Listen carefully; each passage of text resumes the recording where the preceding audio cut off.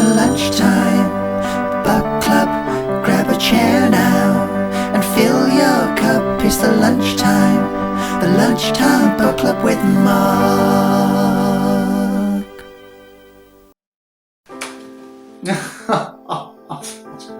Oh, hello again, and welcome to the Lunchtime Book Club with Mark. Today I'm going to be reading the new book, Willy Wonka and the Smack Factory. Come and join me. Snort a line and you're fine. You're in a world of pure imagination. Roll a spliff and submit to your imagination. If you want a taste of paradise, take some of Wonka's smack, it's easy. Shooby-dooby-doo, Scooby-Dooby-Doo, Scooby-Dooby-Doo, Bee-Dee-Bee. Everyone in Charlie Bucket's hometown of Chasmore was up bright and early. This was quite usual for a Tuesday, because Tuesday was Benefits Day, and they were all queuing up, waiting to collect their handouts. Charlie looked forward to Benefits Day because his granddad would always treat him to an ounce of smack to shut him up. But Charlie was especially excited today because Willy Wonka had announced that he was hiding 3 golden tickets in his packets of smack, entitling the lucky winner to a guided tour around his famous smack factory on Benyon Road. Willy Wonka was a local legend surrounded in mystery. Nobody had actually seen him for months, and rumour had it that he had lost the plot, taking too much of his own product. Charlie Bucket had often sat in the gutter, watching the smoke bellowing out of the vent in the side of Willy Wonka's loft, and wondered what it would be like to see inside, to see how Mr. Wonka cooked the purest smack in Cannock. Now at the front of the line of chaps queuing up, the woman handed over the money to Charlie's granddad that he was entitled to. Charlie snatched a note out of his granddad's hand and legged it to his usual dealer's corner, out of sight of the surveillance cameras. Sure enough, his usual dealer, Tadger, was there waiting. "What do you want today then, dude?" asked Tadger. "1 bag of smack, please," Charlie eagerly announces. The deal was swift, and Tadger headed off to meet his next smackhead. Charlie frantically opened his bag to see if there was a golden ticket inside. He couldn't believe his luck. Sure enough, there it was, one of Willy Wonka's golden tickets. He ran as fast as he could to tell his parents, who were both at home, unemployed, on benefits, smoking fags, drinking beer. "I've got a golden ticket! I've got a fucking golden ticket!" Charlie yelled to his parents. "Brilliant," his dad said. "Now shift, I'm trying to watch Jeremy Kyle." Charlie looked at his ticket closely. It said that he could take 1 person with him. "I'll take Grandad," he thought to himself. "I'll go down the bookies now and tell him." Charlie burst through the bookies' door. Grandad, I've got a golden ticket and you can come with me." Evening came and Charlie and his granddad were excited and getting ready for the tour. Charlie put on his best hoodie and he headed off for Mr. Wonka's lab. His granddad knocked the door, which was opened by a fat bloke with no hair, who stuck his head out and looked up and down the street before snatching the golden ticket out of his hand and telling them to keep their mouths shut and wait in the hallway. In the hallway stood another couple of smackheads with teeth missing, which Charlie deduced were the other 2 lucky winners. No one spoke a word. They just stood there scratching their scabby arms, waiting for further instructions. Charlie, a little scared now, as he had just spotted a gun tucked in the fat guy's tracksuit. "Well, send 'em up then," came a voice from upstairs. Wonka didn't sound like the friendliest person in the world, Charlie thought to himself. He followed the others up the stairs, then up the loft ladders, where they were greeted by a further 2 fat blokes with guns. And right there, at the other end of the lab, stood Mr. Wonka himself. "All right," said Mr. Wonka. Hello, Mr. Wanker, Charlie replied. Pleased to meet you, sir. Stop sucking up, Charlie Bucket, replied Mr. Wanker. Sorry, sir, Mr. Wanker, it won't happen again, sir. Welcome to my smack factory, announced Mr. Wanker, where the magic never ends. Yeah, cool. What's that over there? One of the other smackheads asked. Ah, that is my new experimental drug department. Care to take a look?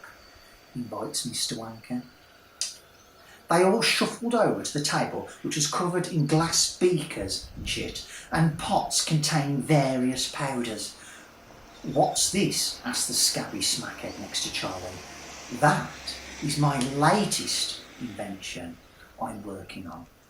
It's the everlasting acid tab, says Mr. Wanker proudly. Let's try it then, the scabby bloke says excitedly. Mr. Wanker jumps forward to stop him from touching it. But it was too late. The smackhead had just swallowed it. Everyone stood there in silence and watched the smackhead and waited to see what effects it would have. It doesn't work, said the man. Everlasting bollocks, more like, the other smackhead chips in. Has it been tested? Asked Charlie. Well, it has now, replies Mr. Wanker excitedly. All of a sudden, the smackhead, who to be fair was already pretty messed up, collapsed to the floor like a sack of spuds with dribble running down his chin and a stupid smile on his face. Everyone just stared at him for a few seconds. Chuck him out, says Wanker to his fat cronies either side of him. Will he be okay? Asked Charlie worriedly. Charlie, replied Mr. Wanker, I really don't give a shit. The other remaining smackhead and Charlie's granddad sniggered.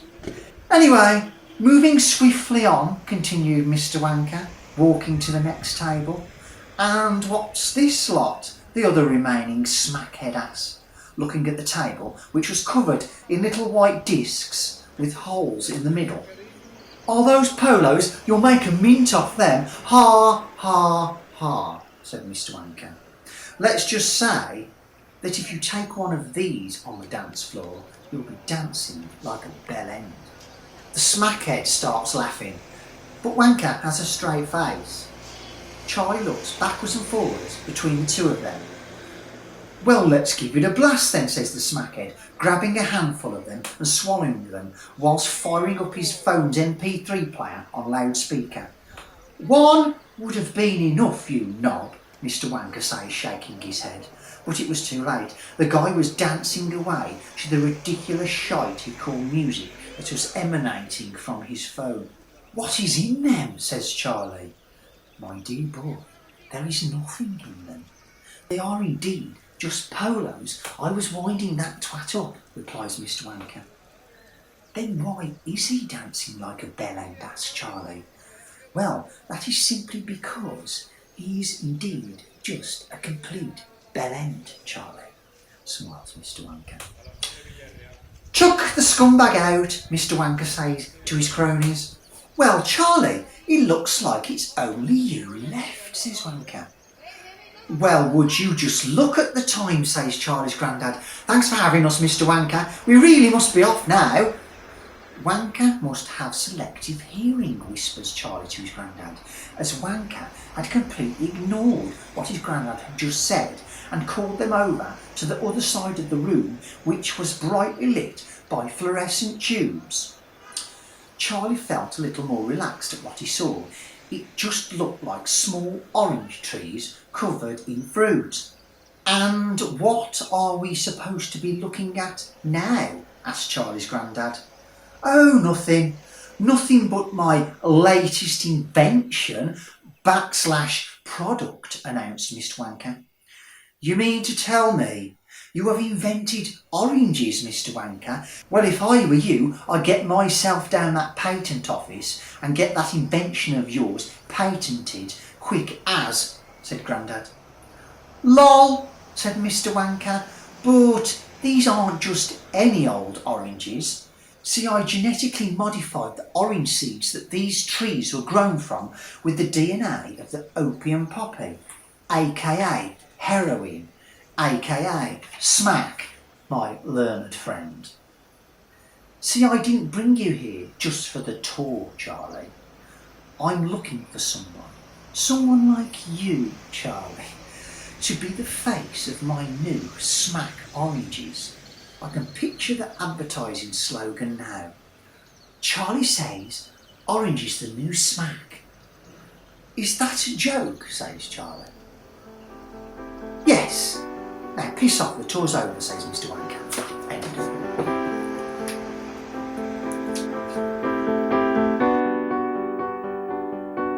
Snort a line and you're fine. You're in a world of pure imagination. Roll a spliff and submit to your imagination.